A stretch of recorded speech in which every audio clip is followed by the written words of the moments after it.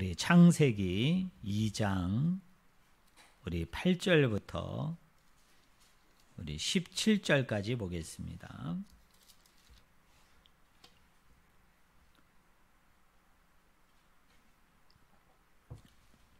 예, 성경책 맨 앞에 책이죠. 우리 창세기 2장 우리 8절부터 17절까지의 말씀을 제가 읽어드립니다. 읽습니다. 여호와 하나님이 동방의 에덴에 동산을 창설하시고 그 지으신 사람을 거기 두시니라.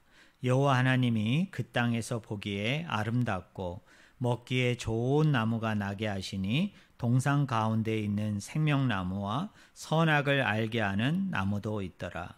강이 에덴에서 흘러나와 동산을 적시고 거기서부터 갈라져 네 근원이 되었으니 첫째의 이름은 비손이라. 금이 있는 하일라 온 땅을 둘렀으며 그 땅의 금은 순금이요 그곳에는 베델리엄과 호마노도 있으며 둘째 강의 이름은 기온이라. 구스 온 땅을 둘렀고 셋째 강의 이름은 히데겔이라. 아스로 동쪽으로 흘렀으며 넷째 강은 유브라데더라. 여호와 하나님이 그 사람을 이끌어 에덴 동산에 두어 그것을 경작하며 지키게 하시고 여호와 하나님이 그 사람에게 명하여 이르시되 동산 각종 나무의 열매는 내가 임의로 먹되 선악을 알게 하는 나무의 열매는 먹지 말라. 네가 먹는 날에는 반드시 죽으리라 하시니라. 아멘. 오늘 같이 읽은 본문 말씀을 가지고 하나님이 임재하시는 방법이라는 제목으로 같이 하나님의 말씀을 나누기를 원합니다. 오늘 본문 말씀을 보면 에덴 동산이 나옵니다. 근데 이 에덴 동산은 누가 만드셨느냐? 하나님이 만드셨어요. 거기 8절 말씀에 보니까 이렇게 얘기하지 않습니까? 여호와 하나님이 동방의 에덴에 뭐를 창설하시고요? 동산을 창설하셨다라고 얘기합니다. 우리 성도님들에게 한번 성경 퀴즈를 한번 내볼까요? 여러분, 에덴 동산이 온 땅이 다 에덴 동산이었을까요? 아니면 온 땅이 있었는데 그 중에 극히 일부, 극히 작은 부분만 하나님이 에덴 동산으로 따로 만들었을까요? 뭐가 맞을까요? 아마 어떤 분은 그렇게 생각했는지 모르겠어요. 인류가 타락하기 이전에는 우리가 바라보고 있는 이 모든 땅이 에덴 동산이었다. 에덴이었다. 이렇게 생각하는 분이 계신지 모르겠어요. 그렇지만 우리가 창세기 2장과 3장의 말씀을 자세히 살펴보면 에덴 동산은 타락 이전에 온 땅이 다 에덴 동산이 아닙니다. 에덴 동산은 따로 있었어요. 온 땅과 구별되는, 모든 땅과 구별되는 어떤 특정한 한 장소에 하나님이 특별히 에덴 동산을 만드셨어요. 그리고 그 8절의 후반절에 보니까 뭐라고 얘기해요? 그 지으신 사람을 어디에 두시니라? 거기 두시니라. 그러니까 이런 거죠. 하나님이 천지 온 만물을 다 만드셨어요. 그리고 그 만드시고 난 이후에 에덴이라는 곳에 하나님이 동산을 만드신 거예요. 그래서 그걸 뭐라고 얘기하느냐? 에덴 동산이라고 얘기하고 그 에덴 동산에다가 아담과 하와를 두심으로 그 에덴 동산 안에서 타락 이전에는 어떻게 해요? 그곳에서 살도록 그렇게 만드신 것을 우리가 알 수 있어요. 그러면 참고로 또 하나 성경 퀴즈를 낼까요? 아담은 에덴 동산에서 아담을 만들었을까요? 아니면 에덴 동산 밖에서 아담을 만들었을까요? 왜 우리가 그냥 기본적인 상식으로 또 언뜻 드는 생각으로 생각해 보면 아담을 에덴 동산 안에서 흙으로 빚어가지고 만든 것처럼 그렇게 여겨지지만은 사실은 아담은 에덴 동산 안에서 만들어지지 않았어요. 우리가 나중에 기회가 되면 2장을 가지고 이 부분을 좀 더 우리가 나누겠습니다만은 아담은 어디서 만들었어요? 에덴 동산 밖에서 만들었어요. 밖에서 흙으로 만들어 가지고 어떻게 합니까? 에덴 동산을 만든 가운데 그 아담을 불러다가 데려다가 어디에요? 에덴 동산에 둠으로 그 에덴 동산에서 살도록 만든 것이 그게 뭐예요? 그게 성경의 가르침이에요. 그게 성경의 깨달음이에요. 그러면 이 에덴 동산 안에는 그럼 아담과 하와만 있었는가? 아니에요. 하나님이 만드신 이 에덴 동산에는 여러 가지가 있었습니다. 창세기 3장 8절에 보니까 그 에덴 동산에는 누가 있었느냐? 하나님이 계셨어요. 여러분 그 에덴 동산에 하나님이 함께 하셨다고 얘기합니다. 그 에덴 동산에 하나님이 거닐고 계셨어요. 늘 걸어 다니고 계셨어요. 그리고 창세기 2장 여러분 9절을 한번 보세요. 제가 읽어드립니다. 여호와 하나님이 그 땅에서 보기에 아름답고 먹기에 좋은 나무가 나게 하시니 동산 가운데에는 생명나무와 선악을 알게 하는 나무도 있더라. 그 에덴 동산에는 세 종류의 나무가 있었습니다. 하나는 모든 과실을 맺게 되어지는 이 모든 과실수가 그 에덴 동산 안에 있었어요. 그리고 두 번째로는 무슨 나무가 있었느냐? 생명나무가 있었어요. 생명나무. 그리고 세 번째로는 그 에덴 동산 안에 또 뭐가 있었느냐? 선악을 알게 하는 나무다. 근데 히브리어 원문을 보면 안다는 말보다는 분별하는, 분간하는으로 번역하는 게 더 적절해요. 그러니까 뭡니까? 선과 악을 분별하는 나무. 이건 선이고 이건 악을 분간하는 그 나무가 어디에 있었어요? 동산 중앙에 있었어요. 여러분 에덴 동산에 세 가지 나무가 있었다. 무슨 나무? 과실을 많이 맺는 나무들. 그리고 생명나무가 있었고요. 그 다음에 선악을 알게 하는, 선악을 분별하는 나무가 있었어요. 또 창세기 2장 10절에 보니까 이 에덴 동산에는 또 뭐가 있었느냐? 여러분 10절을 제가 읽어드립니다. 강이 에덴에서 흘러나와 동산을 적시고 거기서부터 갈라져 네 근원이 되었으니. 여러분 에덴 동산 안에는 뭐가 있었어요? 강이 있었어요. 물이 흐르는 강이 있었어요. 근데 그 물의 원천 근원은 어디였습니까? 에덴 산이었어요.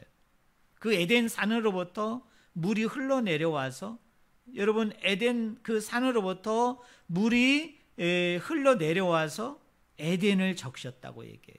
여러분 동산을 적시었다는 거예요. 그래서 그 에덴 동산 안에 에덴으로부터 출발하여 이 동산에까지 이르게 되어지는 뭐가 있었어요? 강이 흐르고 있었어요. 강이 흐르고 있었다. 또 2장 12절에 보니까 이 에덴 동산에는 뭐가 있었어요? 그 땅의 금은 순금이요 그곳에는 베델리엄과 호마노도 있었으며입니다. 세 가지가 있었다고 얘기해요. 금이 있었고 베델리엄이 있었다고 그래요. 베델리엄은 오늘날로 얘기하면 이게 뭐를 의미하느냐면 진주예요. 진주. 우리 여자분들 가끔 이렇게 진주 목걸이 하시잖아요. 그 진주라는 말이 히브리어로 뭐냐면 베델리엄이에요. 그러니까 진주가 있었어요. 그리고 뭐가 있었습니까? 보석 중에 하나인 호마노가 있었어요. 저 레위기서에 보면은 그 제사장들이 12개의 흉패를 여러분 이렇게 차게 되어지는데 그 12개의 흉패에 박힌 보물 중에 하나가 뭐였냐면 호마노였는데 그 호마노가 어디에 있었다? 에덴 동산에 있었어요. 그리고 여러분 에덴 동산에 또 누가 있었습니까? 아담 부부와 그리고 하나님이 창조하신 모든 피조물들이 그 에덴 동산 안에 함께하고 있었어요. 그런데 한 가지 특이한 것이 있어요. 그 특이한 것 중에 하나는 뭐냐면 그 에덴 동산에 있는 것들이 다 우리의 육안으로 볼 수 있는 것이에요.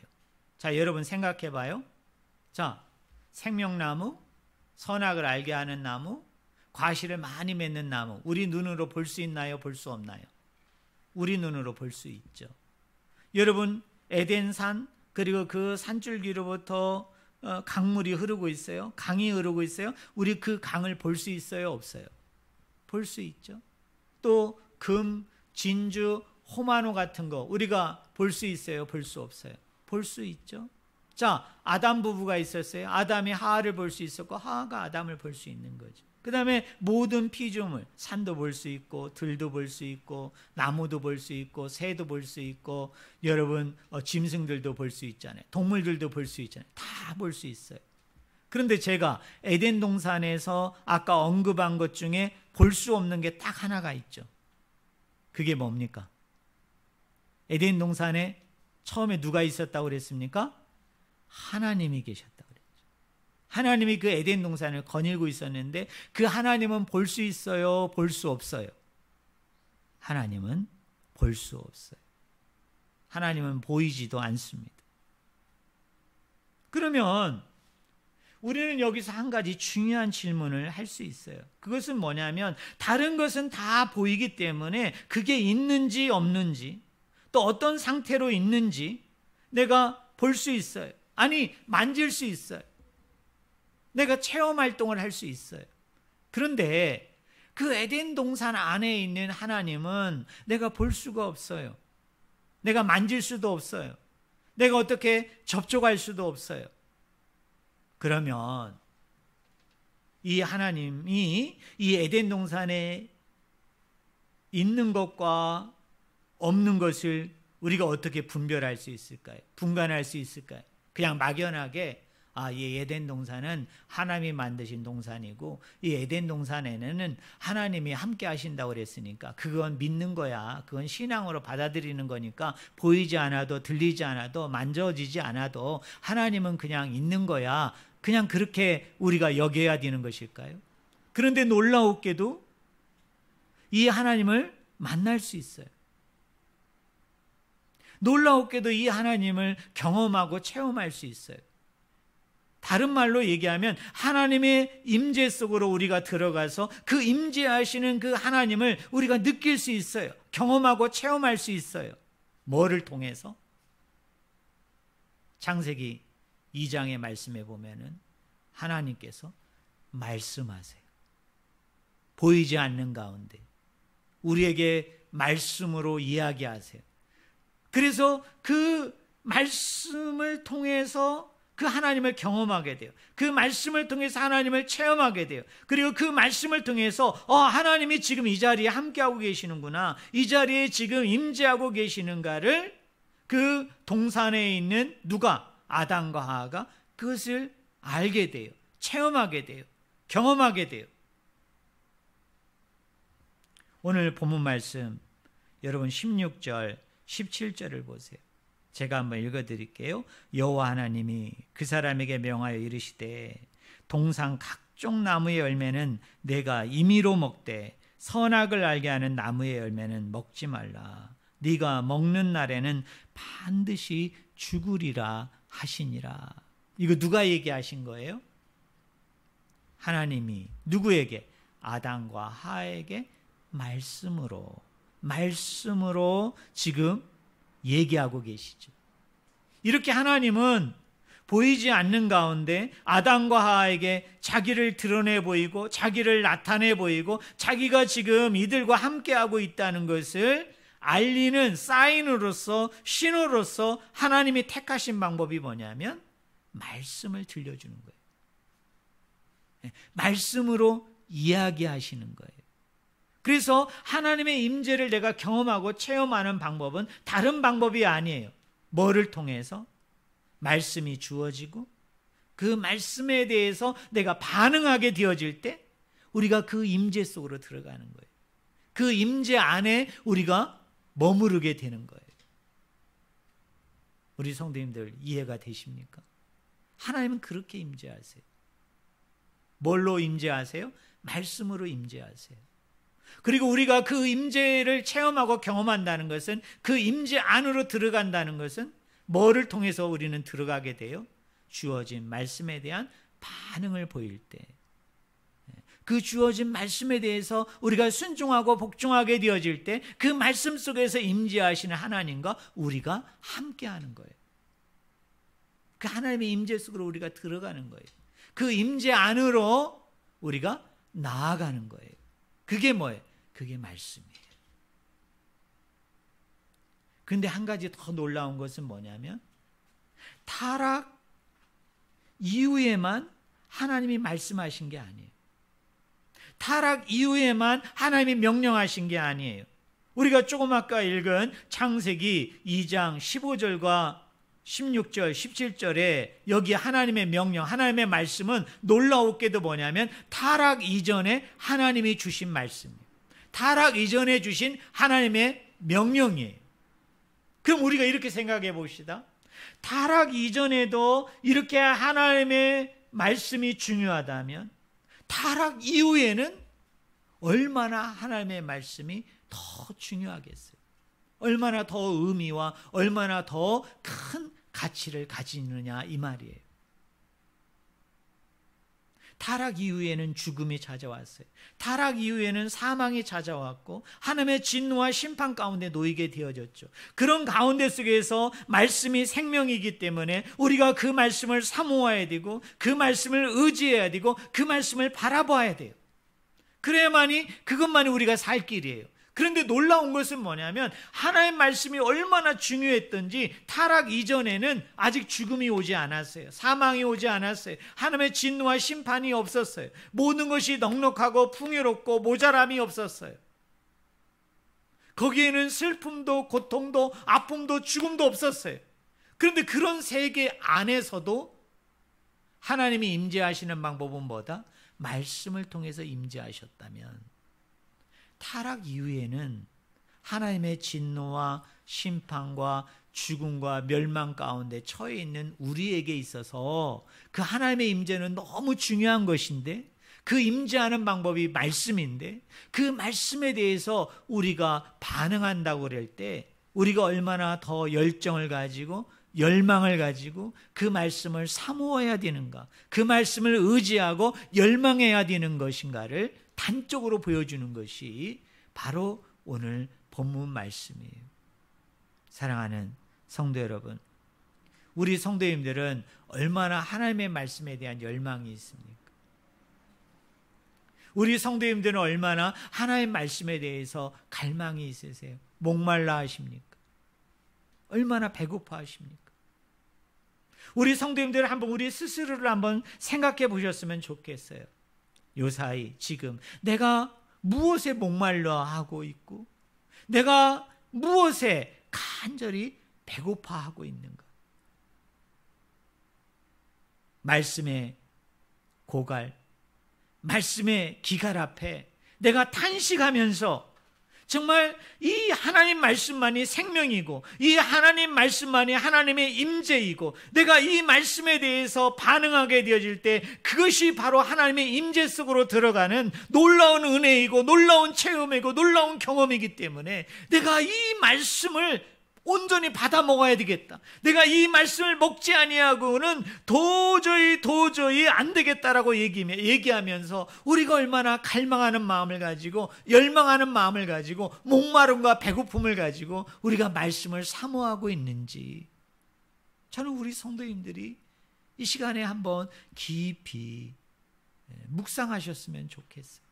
타락 이후에도 말씀이 필요하지만 타락 이전에도 말씀이 있었고 그 말씀을 통해서 하나님의 임재가 있었다라고 얘기한다면 타락 이후에 살아가는 오늘 우리에게 있어서 말씀이 얼마나 귀한 것인가, 말씀이 얼마나 소중한 것인가, 그리고 하나님의 임재 안으로 들어가는 것은 다른 것이 아니라 말씀에 대한 반응이라고 이야기하는데 우리는 얼마나 말씀에 대해서 배고파하고 얼마나 말씀에 대해서 우리는 목말라 하고 있는가. 나는 요사이 무엇 때문에 목말라 하고 있고, 나는 요사이 무엇 때문에 배고파하고 있는가? 돈인가?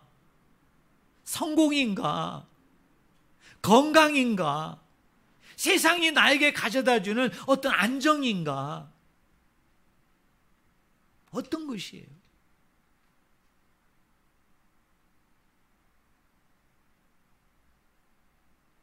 세상의 것들은 나에게 잠시 잠깐 만족을 줄 수 있고, 기쁨을 줄 수 있고, 즐거움을 줄 수 있고, 또 행복도 가져다 줄 수 있지만 일시적이에요. 영원하지 않습니다. 계속적이지 않습니다. 우리의 영혼이 사는 방법은 생명 되시는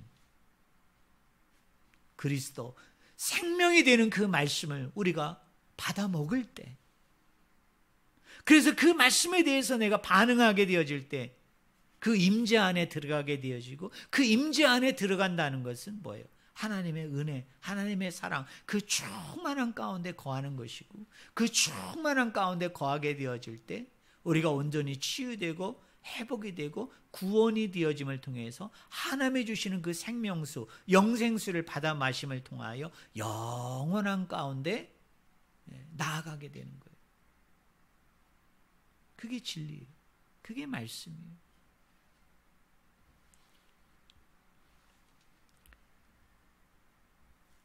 오늘 우리가 아까 읽었습니다마는 여러분 10절을 보세요. 강이 에덴에서 흘러나와 동산을 적시고 거기서부터 갈라져 내 근원이 되었으니 라고 얘기합니다. 여러분, 하나님이 에덴 동산을 만드시고 난 후에 거기에 사람과 모든 피조물을 두셨어요. 근데 이 사람과 모든 피조물들이 사는 데 있어서 중요한 것 중에, 가장 중요한 것 중에 하나가 뭐냐면 물이에요. 여러분, 강입니다. 그런데 그 강이 어디로부터 흘러나와요? 에덴이라는 산으로부터 그 물이 흘러나와요.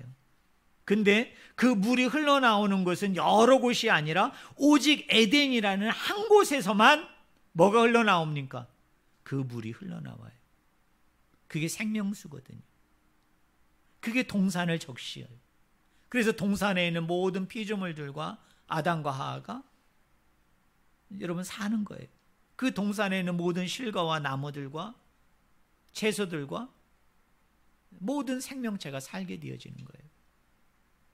에스겔서 47장에 보면은 성전 밑에서 물이 흘러나와요.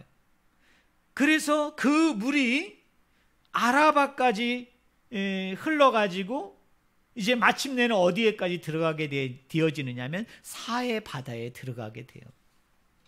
여러분, 사해 바다는 단어가 나타나는 대로 죽은 바다예요. 왜? 염전이 너무 강하기 때문에 그 바다에는 어떤 생명체도 살 수가 없어요. 죽은 바다예요. 그런데 놀라운 것은 이 성전 밑바닥으로부터, 이 성전 밑으로부터 생명수가 흘러나와가지고 이 아라바 강야를 거쳐가지고 사해 그 바다에까지 물이 오게 되어지면 어떻게 됩니까? 그 사해가 살아나요. 그 사해에 생명이 넘치게 되고 그 강 양 옆에 있는 수목들이, 나무들이 살아나게 돼요. 열매를 맺게 돼요. 생명나무가 되는 엄청난 영광과 특권을 얻게 되어지는데, 역시 이 물도 딱 한 곳에서만 나와요. 그게 어디입니까? 성전에 그 밑으로부터 그 한 곳에서 물이 나오는 거예요. 요한계시록 22장 1절부터 2절에 보면은 하나님과 어린 양의 보좌로부터 콸콸콸콸콸 생명수가 흘러나와요. 그래서 그게 어떻게 되느냐면 중앙로 새 땅으로 그 물이 흘러가게 되어져요. 그게 영생수예요. 생명수예요. 그런데 우리가 나중에 영원한 하나님의 안식, 새하늘, 새 땅, 새 예루살렘, 하나님의 궁극적인 하나님의 나라에 우리가 입성하게 되어질 때, 들어가게 되어질 때에 우리가 그 생명수 가운데 놓이게 되어지는데, 그 영원한 생명수 가운데 우리가 놓이게 되어지는데, 그것은 오로지 한 곳으로부터 나오는 거예요. 그게 어디예요? 하나님과 어린 양의 보좌로부터 나오는 거예요. 그러면 우리 정리해 봅시다. 에덴 동산은 에덴산이라는 한 곳에서 나오고요. 에스겔서 47장에 사해를 살리게 되어지는 그 생명수는 오직 한 곳, 어디서부터 나온다고 그랬어요? 성전의 밑으로부터 나오고, 요한계시록 22장은 이것의 완성이고 이것의 성취인데, 그 하나님 나라에 가보니까, 그 새하늘과 새 땅에 가보니까 생명수가 딱 한 곳에서부터 나와요. 어디예요? 하나님과 어린 양의 보좌로부터 그 생명수가 콸콸콸콸 나온다고 그래요. 그럼 우리는 질문할 수 있죠. 그 에덴은 어디고, 그 성전 밑은 어디이고, 그 하나님과 어린 양의 보좌가 의미하는 바는 뭐예요? 어디로부터 생명수가 나온다? 어디로부터 생명과 구원이 임하게 되어진다? 여러 곳이 아니에요. 어디로부터? 딱 한 곳이에요. 그 한 곳이 어디입니까? 우리 한번 따라해 보실래요? 예수 그리스도. 예수 그리스도 그 한 분으로 말미암아 우리에게 구원이 임합니다. 생명이 임합니다. 영생이 임해요. 여러분, 다른 길은 없어요. 여러분, 다른 방법은 없어요.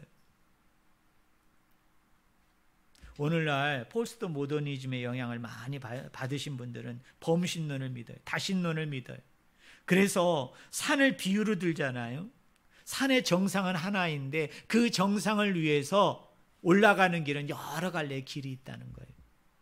그래서 나는 기독교를 선택했고, 어떤 사람은 천주교를 선택했고, 어떤 사람은 불교를 선택했고, 어떤 사람은 이슬람교를 선택했어요. 믿는 대상이 틀리고 믿는 그 구원에 이르는 길이 다르지, 어떤 종교를 통해서 어떤 신을 통해서 올라가든 그 정상은 몇 개이다? 하나인 것과 같이 특정한 어떤 하나의 종교만이 구원이 있고 특정한 어느 한 신만이 구원자라고 얘기하는 것은 상당히 미개한 것이다, 독선적이다, 이렇게 얘기하는 분들이 지금 많아요. 불신자들 중에는 이런 생각을 가지신 분들이 많아요. 그래서 전도를 하면서 예수 그리스도만이 유일한 구원자입니다, 예수 그리스도만이 천국에 갈 수 있는 유일한 길입니다라고 얘기하면 당신하고 얘기하고 싶지 않다고, 당신하고 나하고는 대화가 안 된다고, 당신들은 얼마나 그렇게 무지하고 독선적이고, 니들만이 진리라고 얘기하고 다른 것은 다 무시하는 너희들하고는 상종하고 싶지 않다고 그러면서 귀를 막고 마음을 닫아버리고 우리를 괄시하고 우리를 멸시하는 게 오늘날의 세상의 철학이에요. 사조예요. 사상이에요. 세상 사람들이 그것이 진리라고 여겨요. 내가 선하다고 여기는 것도 선이고 다른 사람이 선하다고 여기는 것도 선이에요. 내가 진리라고 여기는 것도 진리고 다른 사람이 진리라고 여기는 것도 진리예요. 이것을 서로 상호 존중하고 서로 인정하고 상호 배려하는 것이 오늘 현대의 지식인들, 현대에 열려있는 사람들이지, 내가 가진 것만이 진리고 내가 가진 것만이 맞다고 얘기하고 상대방은 틀리다고 얘기하는 사람은 미개한 거예요. 독선적인 거예요. 그래서 그걸 거부하는 거예요. 그러나 여러분, 오늘 본문 말씀에서 이 에덴 동산을 적시는 그 생명수는, 그 강은 에덴 한 곳으로부터 나온다. 그 에덴이 뭐냐? 바로 예수 그리스도이세요. 저는 우리 성도님들이 이것을 꼭 믿기를 예수 그리스도의 이름으로 간절히 축원을 드립니다. 또한 우리가 창세기부터 요한계시록까지 말씀을 보면요, 이 성도들에게, 믿는 사람들에게 하나님이 큰 복을 준다고 그럴 때, 놀라운 복을 준다고 얘기할 때 두 가지 이미지를 사용하세요. 하나는 뭐냐면 물이라는 이미지를 쓰세요. 물가, 물이라는 이미지를 써요. 또 하나 이미지가 뭐냐면 물가에 심긴 나무예요. 대표적인 게 뭡니까? 시편 1편에 복 있는 사람은 악인의 꾀를 좇지 아니하며 죄인의 길에 서지 아니하며 오만한 자의 자리에 앉지 아니하고 오직 여호와의 율법을 즐거워하여 그 율법을 주야로 묵상하는 자로다. 저는 시냇가에 심은 나무와 같으니. 네. 누가 복받은 사람이에요? 네. 물가에 있는 사람이에요. 여러분, 물 가운데 있는 사람이에요. 그리고 누가 복받은 사람이에요? 물가에 심긴 나무가 뭐예요? 복받은 사람이에요. 자, 우리 창세기 2장에 보면 에덴에서부터 물이 흘러나와서 동산 전체를 적셔요. 그런데 그 동산에는 3가지 나무가 있다고 그랬죠. 과실을 많이 맺는 나무와 생명나무와 선은 악을 알게 하는 나무가 있어요. 그곳에 흘러가는 거예요. 그 강줄기에 그 나무들이 있는 거예요. 그래서 물을 공급받는 거죠. 자, 에스겔서 47장에 보니까 성전 밑으로부터 생명수가 흘러나옵니다. 그래서 아라바를 향해서 여러분 저 죽은 사해로 이 물이 흘러가게 되어지는데 그 흐르는 강 옆에 뭐가 있느냐? 에스겔서 47장의 말씀에 보니까 달마다 열매 맺는 많은 나무가 있게 되어질 것이다. 달마다 열매를 맺게 되어지는 많은 나무가 있을 것이라고 얘기해요. 요한계시록 22장을 보면 저 하나님과 어린 양의 보좌로부터 생명수의 강이 흘러서 그 중앙로를 가게 되어지는데 그 중앙로 양옆에는 뭐가 있느냐? 매달 12종의 열매 맺는 생명나무가 있게 되어질 것이다 라고 얘기해요. 그 생명수의 강이 흐릅니다. 그 생명의 강이 흐릅니다. 그 옆에 있는 과실수들이 어떻게 되느냐? 그 물을 먹음으로 그 물이 공급되어짐으로 달마다 많은 열매를 맺게 되어지는 뭐가 될 것이다? 생명나무가 되어질 것이라고 얘기해요. 사랑하는 성도 여러분, 오늘 저와 여러분들도 마찬가지예요.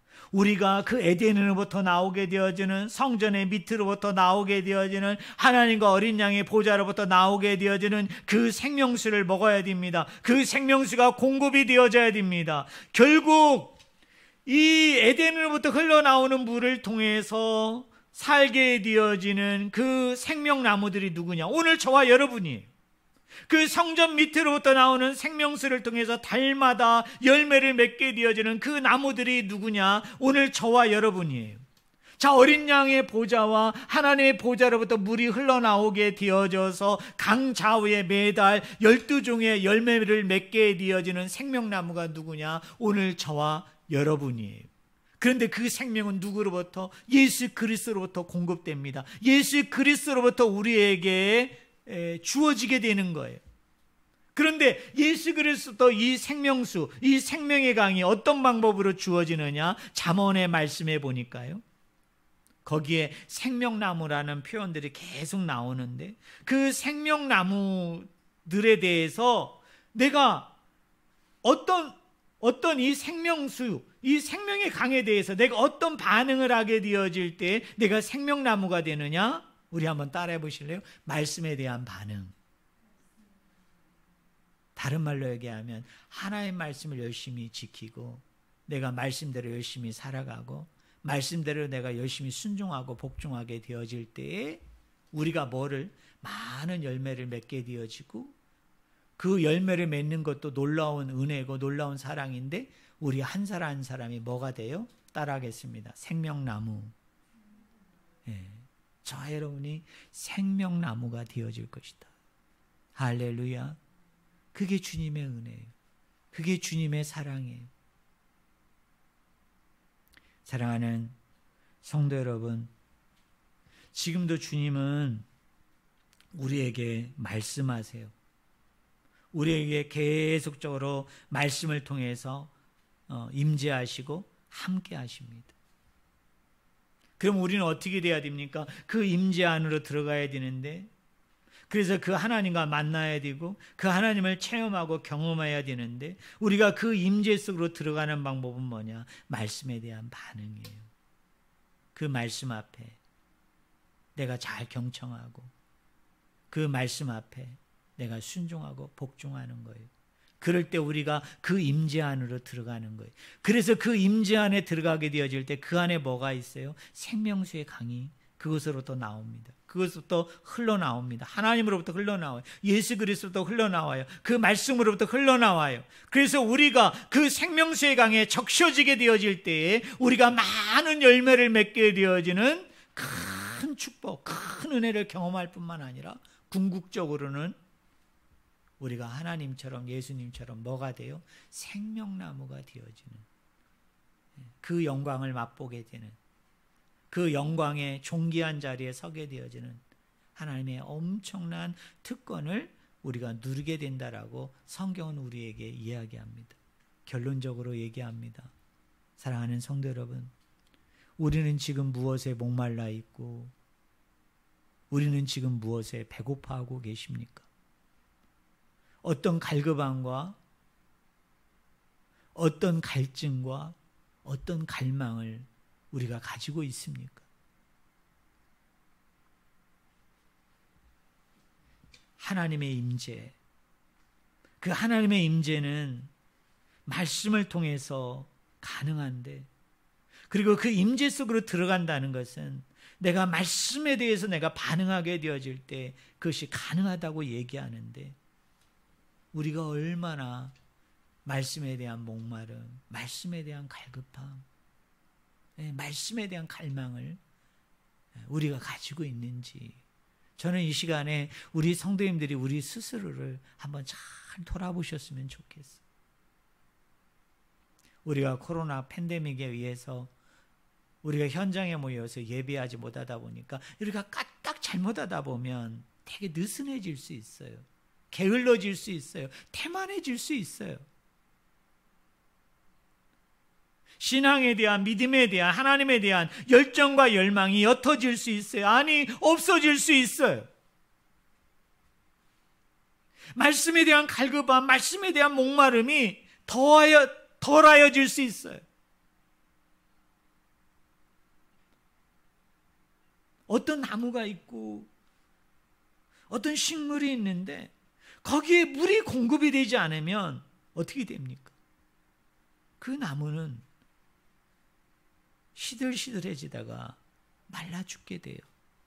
영양분이 제때 공급이 되지 아니하면 병충에 의해서 상하거나 아니면 갈급함으로, 메마름으로 그 식물은 시들시들하다가 어느 순간에 죽게 되어져요. 오늘 우리의 상태가 그런 상태는 아닙니까? 저는 회복하였으면 좋겠어요. 에덴 그 한 곳으로부터 나오는 이 생명수, 저 성전의 밑으로부터 나오는 그 생명수, 하나님과 어린 양의 보좌로부터 흘러나오는 그 생명수가 흐르는 강 옆에는 무수한 과실수들이 있고 무수한 과일을 맺을 뿐만 아니라 그 나무 하나하나가 생명나무가 되어지는 그 놀라운 영광과 특권과 그 존귀와 위엄 가운데 세워지게 되어진다는데, 오늘 우리가 그 강 옆에 심겨진 나무가 되어졌어. 아니, 그 물가에 심겨진 나무가 되어져서 그것으로부터 나오는 그 생명수, 그 말씀의 강을 통해서, 생명의 강을 통해서 우리의 잠자는 심령, 우리의 어두운 심령, 우리의 죽어가는 심령이 회복이 되고 치유가 되고 구원이 되어지는, 그래서 말씀을 통해서 날마다 하나님의 임재 속에 들어가게 되어지는 크신 은총과 사랑과 능력이 오늘 저와 여러분들 가운데 차고 넘치기를 주님의 이름으로 간절히 축원을 드립니다. 기도하겠습니다.